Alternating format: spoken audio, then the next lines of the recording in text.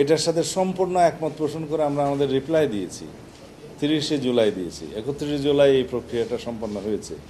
এখন এটার বাস্তবায়নের জন্য আইনি ভিত্তি থাকতে হবে বলে যে কেউ কেউ বলছে, সেই প্রক্রিয়ায় যদি কেউ আলোচনা করতে চায় আমরা সেই আলোচনা আহ্বান জানালে সেখানেও আমরা যাব।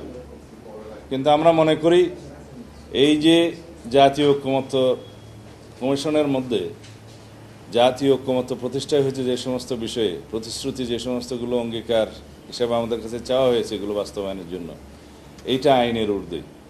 কারণ গণ অভ্যুত্থানকে আইন মেনে হয়েছে, জনগণের অভিপ্রায় ইচ্ছে অনুসারে হয়েছে।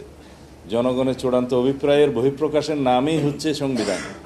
সংবিধানের প্রস্তাবনা আপনারা দেখবেন, এই সংবিধান জনগণের অভিপ্রায়ের পরম অভিব্যক্তি হিসাবে গঠিত হলো। তো যেখানে জনগণের ঐক্যবদ্ধ অভিপ্রায়ের একটা ঘোষণা এবং অভিপ্রায় প্রতিষ্ঠিত হয়, সেটা আইনের ঊর্ধ্বে। ওইটা সোভরেন একটা বিষয়, সার্বভৌম একটি বিষয়। যেমন আমরা সংসদের হাউসকে, পার্লামেন্টের যে আলোচনার জন্য যেটা বলা হয় হাউস, সেটাকে আমরা সার্বভৌম হিসাবে স্বীকৃতি দিয়েছি বা সংবিধানে দেয়া হয়েছে। কেন দেয়া হয়েছে?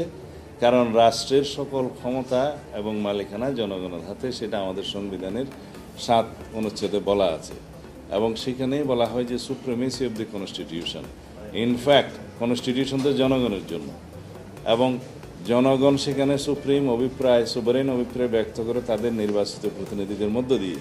সেই নির্বাচিত প্রতিনিধি জাতীয় সংসদে তাদের জন্য আইন প্রণয়ন করে, সংবিধানের সংশোধনী করে প্রণয়ন করে, এবং সেই জনগণের প্রতিনিধি হিসাবে সকল রাজনৈতিক দল, গণতান্ত্রিক রাজনৈতিক দল, ফেসিবাদ বিরোধী সকল রাজনৈতিক দল ঐক্যমত্য হয়েই তো এই সমস্ত জাতীয় ঐক্যমত্য কমিশনের প্রতিশ্রুতিগুলো একত্রিত করেছে, ঐক্যমত্য হয়েছে।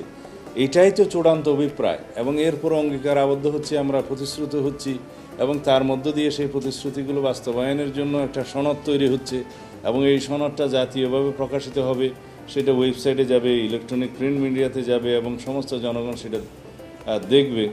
এরপরে এই প্রতিশ্রুতি বাস্তবায়নের জন্য সরকার সংবিধানের সংশোধনীগুলো ছাড়া বাকিগুলো এখনই বাস্তবায়ন করতে পারে। আমরা সেই বক্তব্য আগেও দিয়েছি।